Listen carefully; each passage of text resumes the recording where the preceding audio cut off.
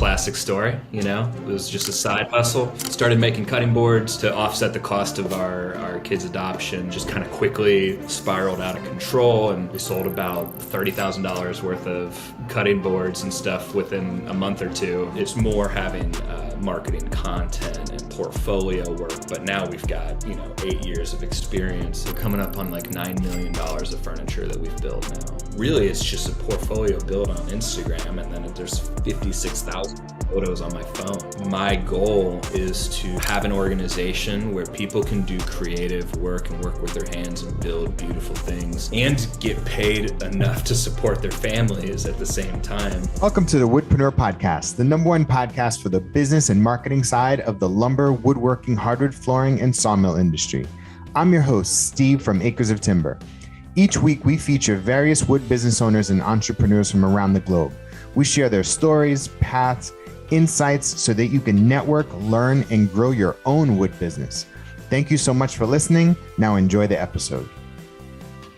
Hey, welcome to a brand new episode of the Woodpreneur podcast. This is your host, Steve. Today's guest is Josh Scheutzow from A Carpenter's Son. How you doing, Josh?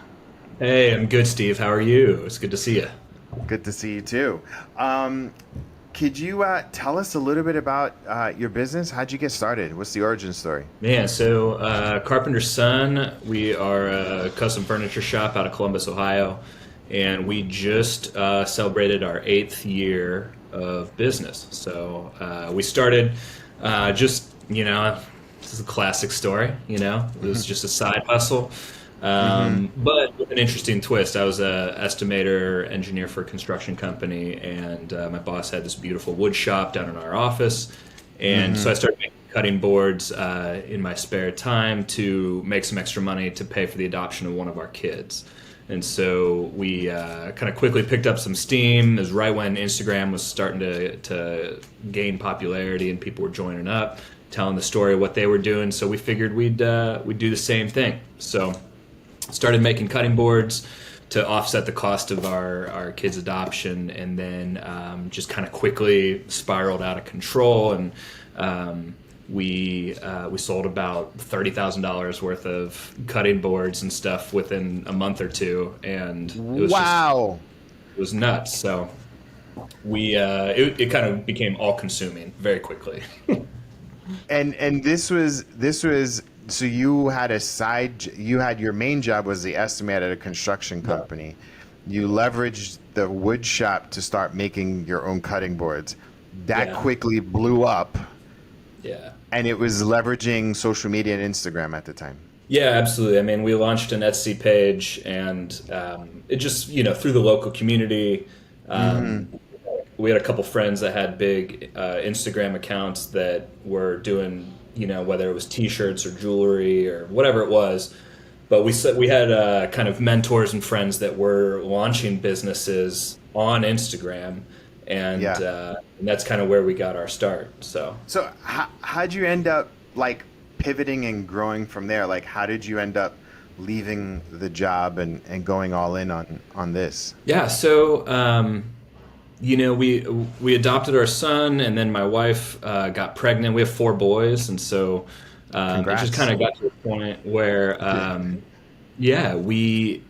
I enjoyed building stuff. My father's a carpenter, my grandfather's a carpenter, both grandfathers were, and so I always enjoyed building things with my hands, but never kind of had considered it could be a full-time career until I kind of saw the momentum and some of the possibility that was out there. And so about a year or so into that, of working 100-hour weeks between my full-time job and trying to keep up with just Etsy orders, it kind of got to the point where my wife was like, hey, I'll give you 1 year to figure this out, whether we can make it work or not. And I think I quit my job like 4 months later. So it just kind of got we picked up more steam through storytelling and through the ability to make relationships and connections in the commercial and residential markets here in town, and then it kind of quickly spread out of state,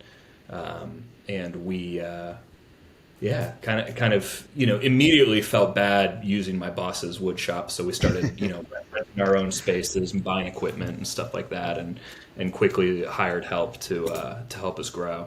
When did the first big break come in terms of like the residential commercial stuff, like the pivoting out of cutting boards? Like when did that happen? Like immediately, friends and family are asking for, they want to support what we're doing. And Tables. so Yeah. yeah, they started asking, hey, can you make me a coffee table? Can you make me a whatever? And being here in the Midwest, we're surrounded by really high quality, timber, sawmills, millwork shops, stuff like that.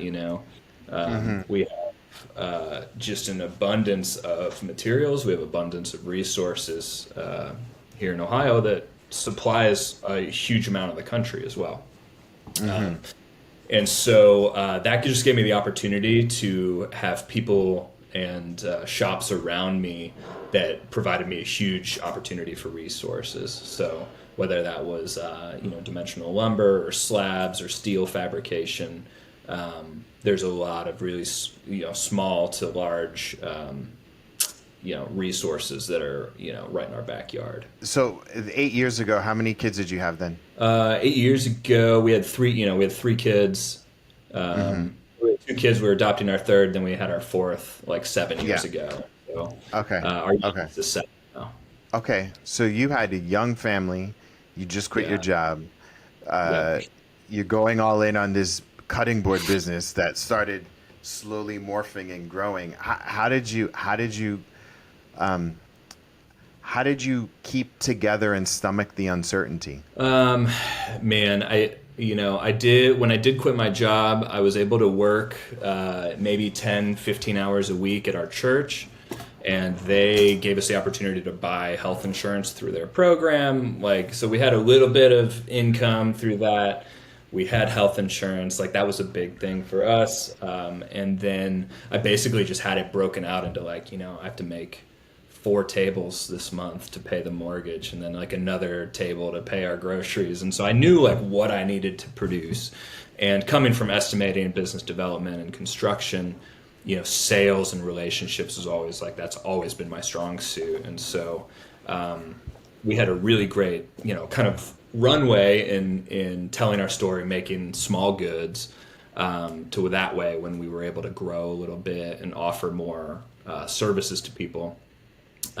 We had a great, and we still do, a great community of customers and clients that we've been working with for since those 8 years ago. Hey, so tell me, what was the first big aha where you're like, oh my God, this is a real thing. This is a real business. I'm gonna build my life around this. Do you remember that moment, the story or client or what have you? I mean, I think you're an entrepreneur as well, and so it's you get that bug to be able to carve something out of nothing, right? And so having different positions and different worked at a lot of different jobs, and so always had that desire to work for myself and kind of carve out a path that way.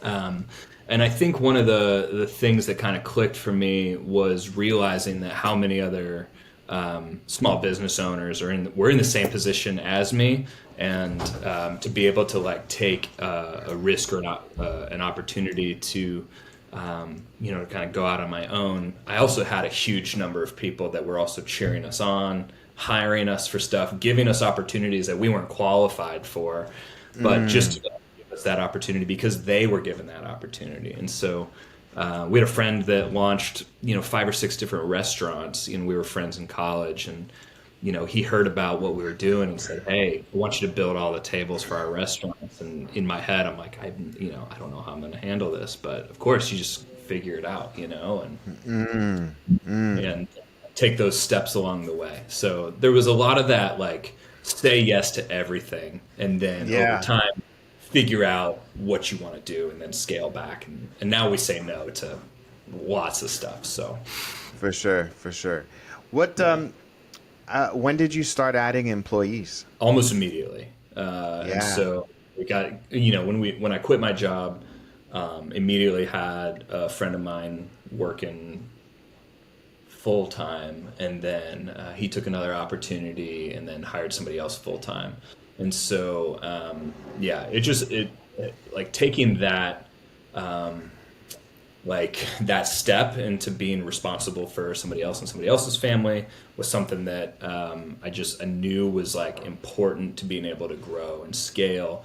And so I've always had a pretty healthy tolerance for risk, and so that's kind of given me the, like, I don't know, adding people, putting together the right group of people has been probably the thing I've been best at. And so now we have a team of 11 of us, and that responsibility of caring for, all those people and making sure they're paid really well, and having health insurance and all of that type of thing is something I take really seriously. And so, yeah, right from the get-go, like right off the rip, I knew I couldn't do it on my own. So yeah, where did that healthy risk tolerance come from? I don't know. Some people would call it like reckless optimism, but I'm trying to scale that back to relentless optimism, just being optimistic that, life is super short, and there's not a huge place or tolerance like in my life or in our community for negativity. And so I think there's at least like kind of on a fundamental level, just having an optimism that like, yeah, like I'm going to give this a shot and give this a try. And if it doesn't work out, like that's okay. Like there's other things out there as well. And so it's backed by faith though, right? Yeah, absolutely. Like knowing that I am where I'm supposed to be and taking those steps every day to kind of like, yeah, all right, here's what we're doing today. So you added employees fairly early. You started getting some breaks from people that you knew that were supporting you on your journey. You were documenting and telling your story on social media. Yeah. And so right now you have 11. Describe what a carpenter's son is today. Like what do you guys specialize in? And yeah, so where we are today is we're like, I don't know. We're custom furniture, and so we don't do millwork, we don't do casework, we're not doing built-ins. We do a lot of freestanding loose furniture, and we're about 70% commercial and 30% residential. Over the last couple of years and through COVID, we're seeing a resurgence in more residential people kind of fixing up their homes and spending money on renovations, interior design, and stuff like that. And so on the commercial side, we're here in Columbus, which is a great environment for small businesses. There's a lot of momentum happening in town. There's a lot of innovation, right? Isn't there like a lot of like startup tech type things happening there? Yeah, I mean, and also big brands. So it's like Intel's putting in a huge processing plant, billions of dollars, and bringing in tons of new jobs, and I'm trying to think who else, but yeah, a lot of like big tech development is happening here in the Midwest, as well as Ohio State University has 20,000 graduates every year that stay largely in Columbus. So Central Ohio has just been booming, which is, housing is at an all-time shortage. People are having trouble even building fast enough, building enough apartments, building enough houses. And with that come, restaurants, coffee shops, gyms, co-working, stuff like that. So that like all of that market has been really encouraging here in Columbus. And then, as we've grown and gotten other opportunities, our design network is all over the country. And so we're working with repeat clients, but designers and purchasers that are in Seattle and Georgia and Tennessee and Florida and stuff like that. Those people give us opportunities to do largely hospitality or office projects, but kind of on a national level. So restaurants, apartment building, leasing spaces. What we're really good at is kind of the showpiece, the centerpiece. For sure. And so on our office side, we're doing a lot of boardroom tables, a lot of conference tables, stuff that 8 years ago I'm trying to sell a $50 cutting board, and now we're doing 20, 30, $40,000 boardroom tables, and Sick. it just, yeah, it's been blowing my mind. But again, it's not because of anything that I can do on my own. We've been able to hire people and Because you bring got a people team. that are really, really, really good at what they do.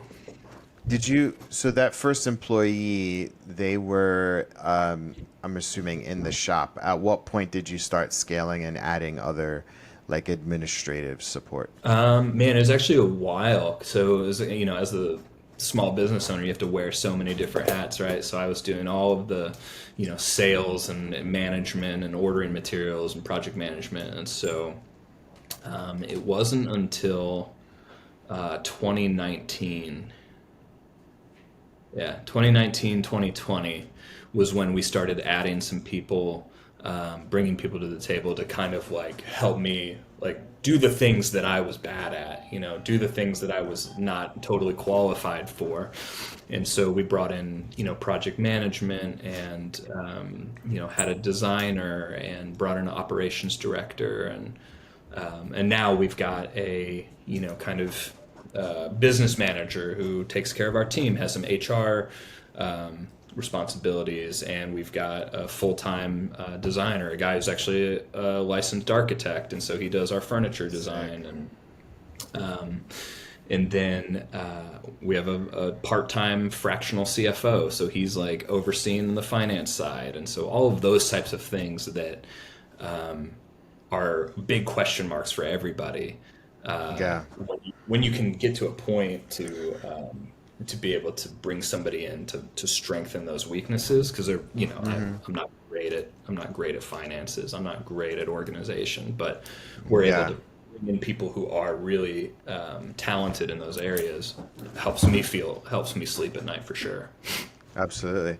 Hey, so it seems like based off of your relationship, you said it earlier that you're a relationship person, right? Like you're good at like forming those relationships, and Yeah. with a lot of B2B relationships, you said 70% comes from commercial. Like, did you have a structured way in which you formed the relationships with designers and architects and some of these hospitality people or contractors? Or was it just dialing and introducing yourself? Did you have a structured process in which that happened? No, it's very unstructured, and now as we've been scaling, we have to get more structured. And so it was very organic, relationship. So if we're working for a restaurant group, it's probably a restaurant owner who follows us on Instagram, and then as they grow, they have to hire an architect, and so they introduce us to their architect. That architect gets to know us, and they use us on another job, and then that architect gets too busy, so they engage an interior design firm, and then, so it's like that relationship, that network has been really, really successful and encouraging for us, because we're able to we refer so many people back to designers, or we're talking to a homeowner who desperately needs a designer. It's like, oh, you need to go talk to those people, because we're not interior designers. So stop asking me my opinion, because I don't know. Yeah. So as we've been growing now, on more of a national level, we're able to look at different markets and say, okay, who's doing the great work in the Midwest? Who's the design firms that are handling, the cool new hotels and the restaurants? And then we're able to tailor. I mean, it is cold calling of like, hey, I want to introduce myself. It's more having marketing content and portfolio work. But now we've got 8 years of experience, and Yeah. coming up on, I think we're coming up on like $9 million of furniture that we've built now. Amazing. Dude, that's And so, amazing.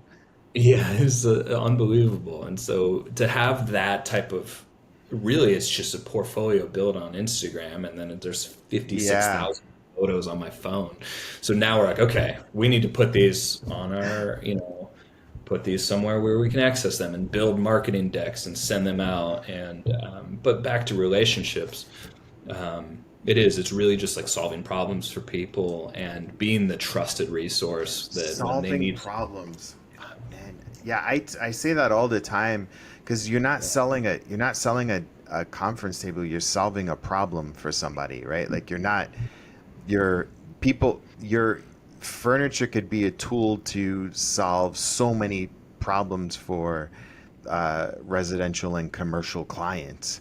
Yeah. And if it's on a B2B level, you're solving the problem for the contractor or the designer who Yeah. needs to produce a solution for their client. Yeah, it's we get compliments often, which I'm really proud of like how caring our team is. And so whether it's like helping out an owner or helping out a whoever it is, Hmm.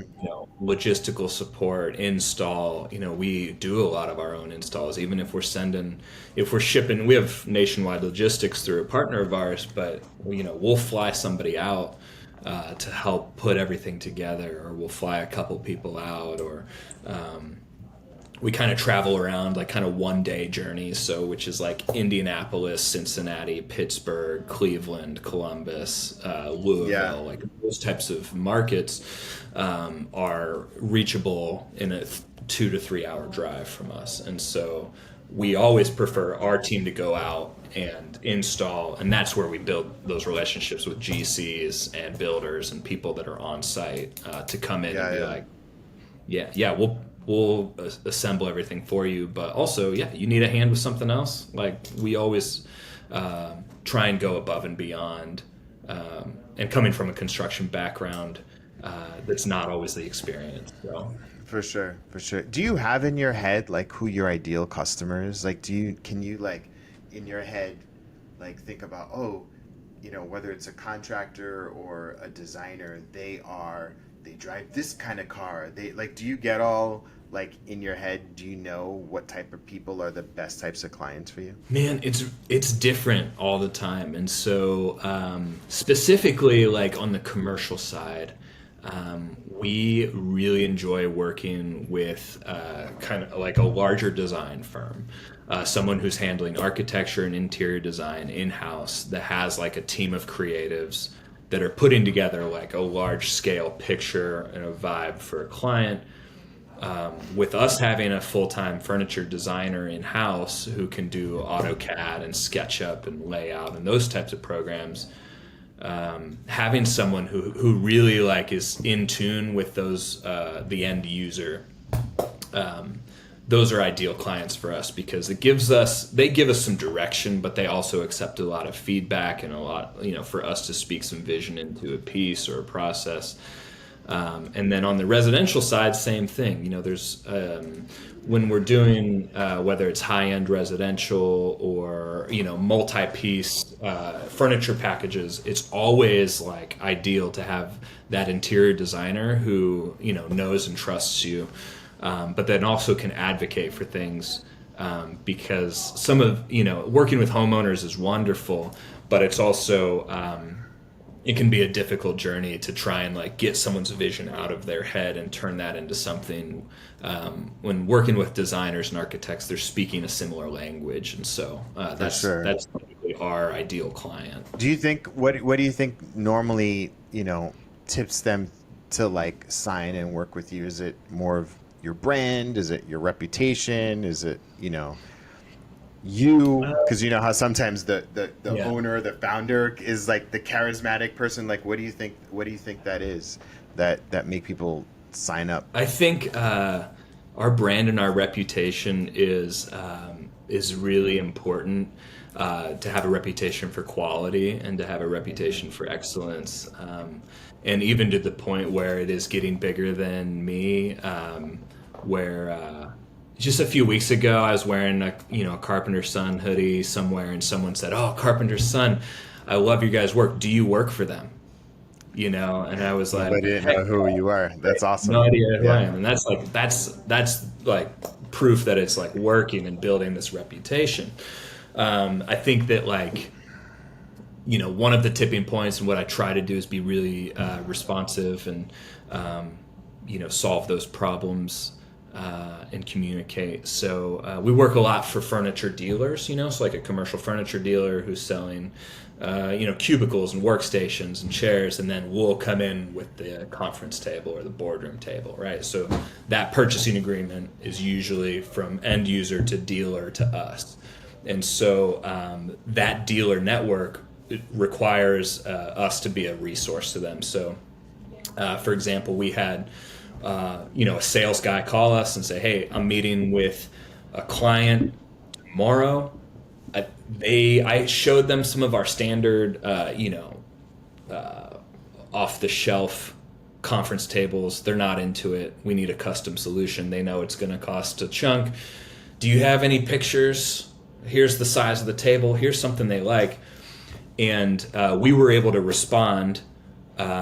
Our designer just was like, happened to be free. I grabbed him. Hey man, let's put this together. So we put together a full 3D rendering of their table with their logo on it and a full estimate in under 3 hours, and had that out to the client.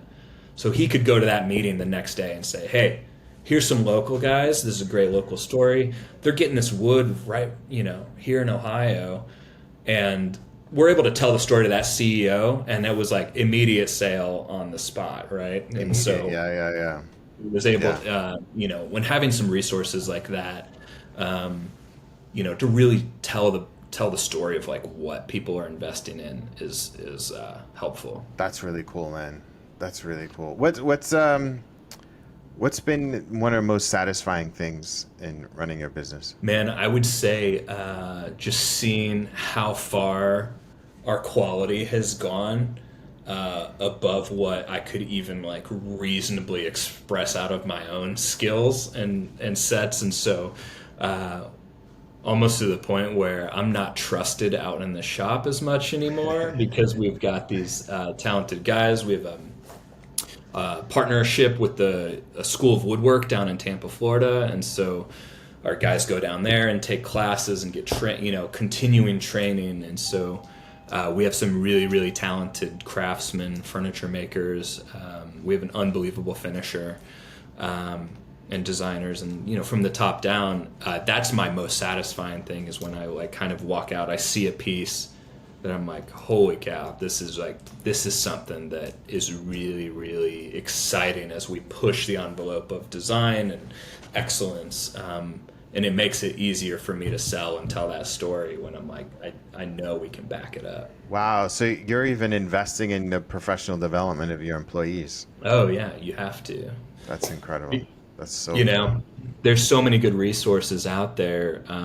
But yeah, that like kind of the lost art of apprentices and stuff like that is something that's really missing right now. And so my goal is to have an organization where people can do creative work and work with their hands and build beautiful things and get paid enough to support their families at the same time, to where they will stick around for years and years and years. And we do as much as we can to to celebrate and encourage and highlight our guys and share their stories along with some of the work we're doing. I love what you're saying, because I think in many ways I believe that if you love what you do, you deserve to get paid really well for it and support your family doing it, right? Like you shouldn't have to sacrifice.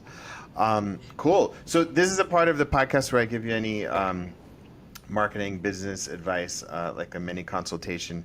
Is there anything that you're struggling with, or something you need an extra set of eyes and ears on to think through? Yeah, I don't know. I mean, you're looking at our website, which is not great, and that's like one of the things that is on our list to kind of like rebuild. Though we haven't touched the website much. It's one of the things that I'd like to kind of get updated to represent the quality of work we're doing. And at the same time, I'm trying to see,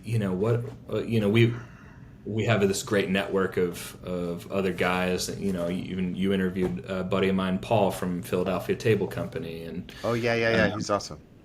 So we have a group text going with, 10 or 12 different guys that are in a similar position to us. And so we can bounce ideas off each other, and they're in different parts of the country and that type of thing. And But seeing a lot of everyone's facing similar problems of like, how do I staff up? How do I, get more equipment? How do I, take risks in a good way? How do I sell more tables, sell more product, whatever it is. And I think that's one of those things where when I talk to guys that are further down the road from me, I think you met a mentor of mine, Mark Jupiter, and Oh yeah. Yeah. and I am able to pick his brain here and there on how we should be growing a brand, and yeah, there's the thing that he comes back to some of the best advice that he's given me, and some of the best advice that I think is what I'd love your thought on too, is like, I think the best success, especially in a custom market of what we're doing, of trying to build, which is still a fraction of like an American furniture, is relational. And there's people out there building great brands that are selling online. Thomas Mosier is one of them that I can think of. And without that 30, 40 years of experience and millions of dollars of capital expenditure, trying to think of like, what is the best bang for the buck, in just kind of duplicating relationships, with like that ideal client. And so I don't know, I'd love to hear your perspective on that. Like, how are you seeing people grow and sell? So it's really interesting. And when I did look at your website, what I do see some areas of improvement. So maybe take a step back and see if I can reframe the question. Is like, what are some low-hanging fruits maybe that you can take advantage of on your website, right? Because there's only so much of you, and how can you duplicate relationships more at scale to let people know, oh, this is what we do and who we are. And so I think, honestly, you're building something truly special where you are, right? The fact that you are investing in your employees, you're growing, you're 11 people. The plan is probably to grow even more. You've just projected your vision, right? Be able to have a place that people want to work at a long time. I think a low-hanging fruit is your blog. And maybe it's something that you do monthly that you can just literally record what's happened that week in your business on your voice notes. Take a bunch of pictures, because you are taking pictures all the time. You're literally taking pictures all the time. Take and describe the pictures, describe everything, put it, and then send it to somebody on Fiverr to write a blog post for you. And that's an every Friday thing that Josh does. Yeah. Josh builds the brand. And I think part of the thing that, I've learned is that in many ways we're being reactive to our business. We're being reactive to our employees. We're being reactive to clients that come in. We're being reactive to bids. But being proactive actually means that you as the leader have a few key things that you're doing all the time. It's your name, it's your brand, you're a carpenter's son, right? Yeah. And you're not giving up the business anytime soon, and you want to get it to be as big and realize its fullest potential as much as possible, right? And so for you, I think it is about creating the story and documenting it as much as possible. I would take a percentage of every job or a percentage of your revenue and have a videographer just edit content and edit videos as much as possible, right? I would for every piece that you're creating, create a 5 to 6 minute video based off of it. That's what I would do. I would post it on YouTube, because YouTube is the second largest search engine behind Google, and it's owned by Google. I would create blogs weekly. And because what's happening here is that you're creating content, and then that 6 minute video can be broken up into 5 or 6 short videos that you can post onto your social channels. And then each of those, the captions, and you can post a full one as a blog onto your webpage. So I think you need to move into storytelling, brand building mode, because at that moment, then you are leveraging content and the platforms to reach your ideal customer. Because if I'm a interior designer, decorator, whatever, and you work with some pretty big designers, you work with some pretty big GCs and architects, right? What you can do is write blog posts and tell videos where they are part of the story, because they are part of your story. And Yeah. now you're hacking into their channels. So now, as people are searching them, you come up as well. Yeah. So the long game, the long game. So like I interviewed Brad at AFT Construction, and if you listen to his podcast, he said that all he did was just write blog posts. I saw him at the Builders Show in Vegas, and he was like, yeah, I flew my whole team out here. He goes, each of them are writing blog posts daily.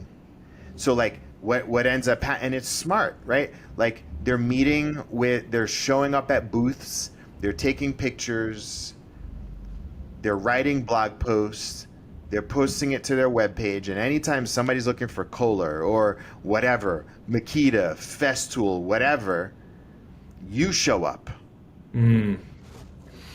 So it's basically like taking everything at scale, and you could probably like literally build a small little team around the pumping out of content. So like, look, if you made $9 million in furniture in 8 years, and I don't know how often that you're posting, but I bet you it's not enough. You're not putting out nearly as much content as you could. You've been so focused on getting the production and the operation and the productivity to be high. Now you need to take the results of that, which is the storytelling, the testimonials, the relationships, and putting it and leveraging those in terms of content framework. And then lastly, the stuff that goes crazy organically, you put $20 a day behind it, only targeting designers, only targeting architects, only targeting residential people in the areas that you already are working. So the places in Columbus, Indianapolis, and you can target those places on Facebook and on Instagram to literally just deliver those people ads. Yeah. And then the last thing that I would potentially do is, if you wanted to truly scale at a grassroots organic relationship level, would be to do a series of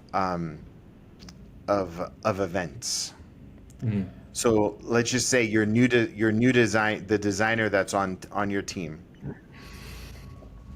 You get him to create a little collection for next spring.